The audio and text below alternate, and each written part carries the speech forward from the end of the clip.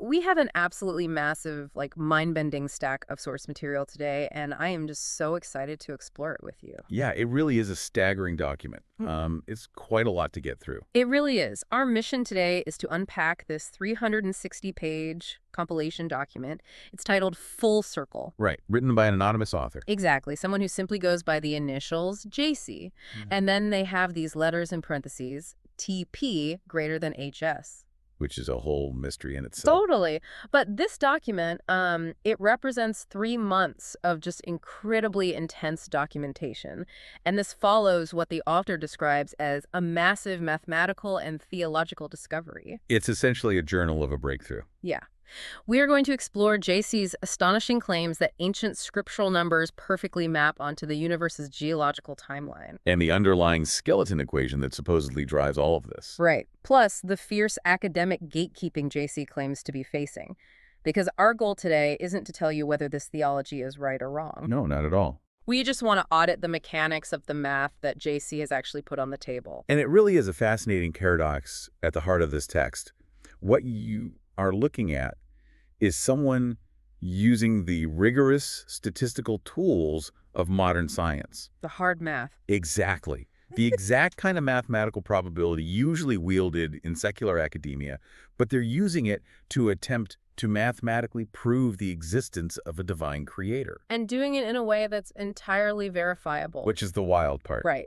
Before we get into the heavy equations, though, let's remind you of the core anomaly from the pilot analysis of this data, because it really sets the stage. It's the foundation of the whole claim. JC took 33 independent pre-modern calendrical numbers. We're talking about ancient inputs, like the Julian calendar year of 365.25 days. Or the prophetic biblical year of 360 days. Yeah, and the data in the repository suggests that these 33 inputs align with 33 major geological and cosmological events. Within a 1% error margin. Which is wildly specific. For instance, these ancient inputs perfectly nail the Big Bang at 14.04 billion years ago. They hit the formation of the first solid Earth crust at 4.38 billion years ago. They even pinpoint the dawn of hominins at 7 million years ago. But in any scientific study, a claim of that magnitude requires a robust control group. Right. You have to prove this wasn't just taking a massive data set and cherry-picking dates until something fits your narrative. Exactly. So JC ran 66 control numbers through the exact same mathematical framework.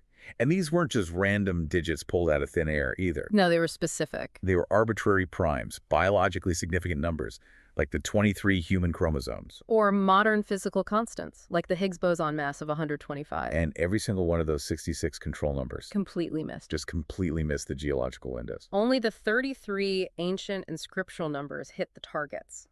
Which brings us to the statistical weight of this claim. When I read the probability on this, it felt almost impossible to wrap my head around. It is a very large number. The documentation states the probability of this alignment happening by pure chance is 1 in 10 to the power of 141. Giving it a 115 sigma level of certainty. Wait, 115 sigma, just to ground that for a second for everyone. A 5 sigma result in particle physics is usually the gold standard for announcing a true discovery, right? Yeah, the discovery of the Higgs boson, for example, was accepted by the scientific community at just 5.4 sigma. Okay, wow. A 5 sigma event essentially means there is a 1 in 3.5 million chance that the data is just a random fluke. So 5.4 sigma was enough to rewrite physics textbooks. Right. If we look at other foundational pillars of science, the cumulative statistical certainty of the DNA double helix is around 65 sigma. Okay. Einstein's general relativity sits at about 60 sigma. So an anomaly sitting at 115 sigma is exponentially more statistically significant than the frameworks of general relativity or DNA. It's on a completely different level. A number like 10 to the power of 141 is practically larger than the number of atoms in the observable universe. It is a level of certainty that is essentially unheard of in statistical models. It moves the alignment out of the realm of, interesting coincidence and right into the realm of mathematical law. Okay, let's unpack this, because you are probably wondering, where did this all come from? How does someone just stumble onto a 115 sigma cosmic alignment? They didn't just stumble onto it. Right. The origin story provided in Full Circle is highly specific. It details the events of October 17th, 2025.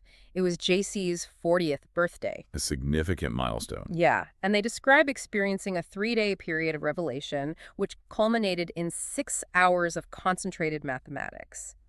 And it was in those 6 hours that this entire framework was unlocked. JC's notes state that the process didn't begin by looking at geological data and trying to fit numbers to it. It actually started with a purely biblical, scriptural deconstruction. A literal chronology. Exactly, an attempt to build a literal chronology based on a very famous verse, 2 Peter 3.8, which states, "With the Lord 1 day is as 1,000 years." The scaling algorithm. Let's break down the math step by step for you, because it is surprisingly straightforward once you see the moving parts, but the implications are just massive. It really is. It all hinges on combining that verse from 2 Peter with a cycle mentioned in the book of Daniel and the Genesis creation account. The math here is actually the craziest part of the document. If we look at how the author gets to that final number, we start with step 1, taking one prophetic cycle. Right. Daniel 8.14 defines this cycle as 2,300 days. Step 2. You apply the divine scaling from 2 Peter. If 1 day equals 1,000 years, then that 2,300-day cycle becomes 2.3 million years. Then step 3, you multiply that scaled cycle of 2.3 million years by 6,000. And that 6,000 number is the traditional biblical age of the earth, right? Derived from the 6 days of Genesis. Yes, again, using that exact same data 1,000-year scaling principle. So let's do that arithmetic. 2.3 million multiplied by 6,000. The result is exactly 13.8 billion years. Which flawlessly matches the modern Planck satellite's measurement of the age of the universe. It's just perfectly matched. The Planck satellite spent years mapping the cosmic microwave background, the residual heat left over from the Big Bang. Its data established the universe's age at roughly 13.8 billion years. And JC achieved this identical number purely through scriptural deconstruction. Long before ever looking at a modern cosmological chart. What gets me is that this initial alignment is what prompted JC to dig deeper, eventually treating this entire structure as a massive fractal clock. They've realized there had to be a mechanism. Yeah, they realized that if the calendar was mapping deep time so perfectly, there might be an underlying mathematical mechanism driving it. What's fascinating here is how the methodology shifts at this point. The author transitions from looking at ancient texts to engaging in pure, hard mathematics. But they leave the text behind, in a way. They aren't just overlaying calendars anymore. They are searching for the engine that makes the calendar pick. Here's where it gets really interesting, because JC didn't just stop at a list of dates. On October 31st, 2025, the author claims to have reverse engineered this entire calendar into a single closed-form algebraic equation.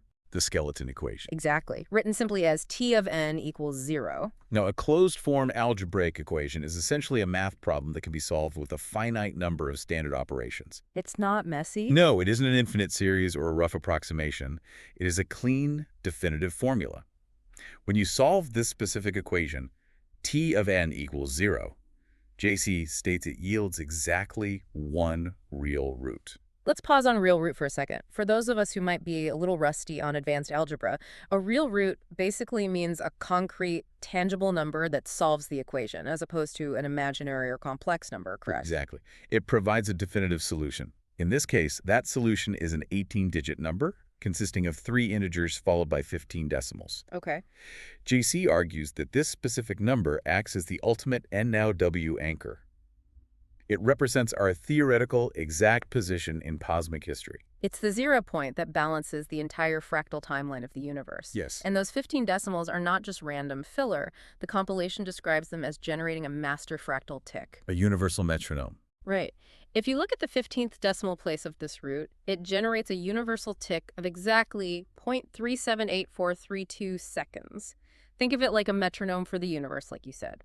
And this is where the source material bridges the gap between abstract math and physical reality. Because it maps to something real. It does. That specific measurement, 0.378432 seconds, perfectly matches the measured light time across the geometric center of the main asteroid belt, which is 0.758 astronomical units when scaled down for fractal compactification. The precision of that match is what anchors the theory in observable astrophysics. Hold on, fractal compactification, for those of us who haven't brushed up on our quantum geometry lately, what exactly does the author mean by scaling it down? Think of a fractal like a zoomed-in picture of a coastline. No matter how closely you zoom in on a rocky shore, the jagged patterns look essentially the same as they do from a mile up. Okay, the macro pattern repeats at the micro level. Exactly. Fractal compactification in this context implies that the massive sweeping timelines of the universe, billions of years of cosmic history, are folded up and perfectly mirrored in tiny, repeating physical constants. Like the time it takes a photon of light to zip across the center of the asteroid belt. Yes. The big clock and the tiny clock are running on the exact same gear ratio. Imagine a photon of light zipping perfectly across the geometric center of the asteroid belt. The time that takes, down to the microsecond, is exactly the same number spitting out of the 15th decimal of this Genesis equation. If we connect this to the bigger picture, the implications JC is suggesting are profound. The author believes that this single equation, this T of n equals 0, acts as a universal substrate. A universal tuner. The universal tuner, if you will. Because in modern physics, there is a massive, unresolved conflict between general relativity, which governs the macro universe of gravity, planets, and galaxies, and quantum mechanics, which governs the microuniverse of subatomic particles and wave functions. They don't mesh. The two frameworks fundamentally do not play nicely together. They are like two different operating systems trying to run the same computer. That's a great way to put it. JC posits that this mathematical lattice, generating this specific fractal tick, is the hidden wiring that finally allows general relativity and quantum mechanics to coexist. It provides the resonant frequency. The shared operating system that unifies them. But, as you might imagine, claiming to have unified physics and proven intelligent design using Bible verses hasn't exactly been a walk in the park for the author. No, it has not. Despite the overwhelming math, the 115 sigma certainty, and the asteroid belt light time alignments, JC claims to be facing immense academic gatekeeping. This raises an important question regarding the philosophy of science itself. JC is deeply frustrated by the systemic rejection of this data by established scientific institutions. The 360-page compilation is filled with notes detailing these roadblocks. They are quoted directly in the text asking, "How can I prove God's involved in creation if I'm not allowed to involve God in my proof?" It's a striking quote.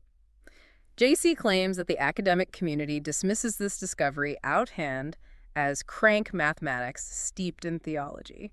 Without even looking at the numbers. And that's the most frustrating part for the author. They claim academia is rejecting it without even running the code to verify the math. The data in the repository suggests the bias against the theological implications is so strong, JC actually had to feed their data to AI systems in manual, segmented tranches. Because of the AI filters. Right. The AI filters are designed to screen out what they perceive as religious pseudoscience in technical fields. So, to even use the analytical power of modern AI to verify the formulas, JC had to strip out the theological context. They had to hide it. They had to feed the raw, pure arithmetic into the machines piece by piece, bypassing the AI's automated bias filters. It highlights the ultimate paradox of this entire situation. For centuries, modern science and statistical probability have often been wielded to challenge or disprove literal interpretations of the Bible. And here we have the exact opposite. Yes. Here, the author is using those exact same strict peer review level mathematical standards, the exact same statistical thresholds used to confirm the Higgs boson to argue unequivocally for the existence of a divine creator. The math is speaking the language of science, but delivering a theological conclusion. Which is incredibly disruptive to the current academic paradigm. The establishment relies on methodological naturalism, the assumption that all physical phenomena must have purely physical, natural causes. Right. JC's equation introduces a mathematical proof of a non-natural or divine organizing principle, which fundamentally breaks the rules of engagement for modern scientific peer review. And this really brings it back to you listening right now. It asks you to consider how information is filtered in our modern world. It challenges you to ask yourself, are we willing to look at raw data and pure arithmetic, even if the source material or the implications of that data make us deeply uncomfortable? It's a tough question. If the math is sound, does the origin of the hypothesis invalidate it? JC is highly aware of this skepticism, which is why transparency is so central to their mission. The documentation emphasizes over and over that this isn't just a philosophical theory or a matter of blind faith. It's verifiable. It is a mathematical model that is entirely testable, verifiable, and falsifiable. JC wants you to check the work. They direct the reader to their GitHub repository at github.com/lordscalendar. The code is all there. There, they have published over 3,000 lines of publicly runnable code. They have provided Jupyter notebooks. And for those who might not code regularly, a Jupyter notebook is basically an interactive web document where you can see the author's code, read the explanations, and actually run the math yourself in real time to see the results. You can literally hit run and watch the math happen. They've also uploaded the full 360-page compilation for anyone in the world to audit. They are essentially saying, don't take my word for it, run the script. In their closing thoughts, the author presents a concept they call inclusive unification. They are very clear that this discovery is not meant to destroy modern physics. It's not an attack. It isn't an attack on the scientific method, nor is it an attempt to replace laboratories with churches. Rather, they view this mathematical lattice as the hidden wiring that unifies our current scientific understanding. It allows all these disparate fields, from geology to quantum mechanics, from the Planck satellite to the asteroid belt, to function perfectly within their own domains, while showing how they are all tuned by the same underlying cosmic clock. The author leaves the reader with a final, powerful ultimatum. They write, you don't have to accept the theology, but you can't deny the arithmetic. It is a bold stance. They are separating the interpretation of the data from the data itself. They are arguing that the 1/15 sigma probability is an objective fact, regardless of whether you choose to attribute that fact to the biblical creator or view it as an unfathomably complex yet natural feature of the universe. The math exists, the alignments exist, the code runs. The philosophical debate is just beginning, but the numerical foundation is laid out for anyone to scrutinize. So what does this all mean? We've taken you on a truly mind-bending journey today. We started with ancient calendars, a 40th birthday revelation, and a single verse from 2 Peter. We walk through the scaling algorithm that matched the 13.8 billion year age of the universe. We explored the staggering 115 sigma cosmic alignments, a universal skeleton equation called T of n equals 0, and a quantum fractal tick matching the speed of light across the asteroid belt. It is a vast amount of information to synthesize, spanning theology, advanced statistics, and astrophysics. But the math, the code, the geological hits, they are all laid out clearly by JC in their documents. It is ultimately up to you to explore that GitHub repository at Lord's Calendar, examine the 360-page full circle document, and decide for yourself what to make of the arithmetic. It's all out there in the open now. But before we go, I want to leave you with a final provocative thought to mull on your own. At the very end of the 360-page document, the author poses a simple two-word question. Why NW Day? It's a chilling question when you think about it. Think about that for a second.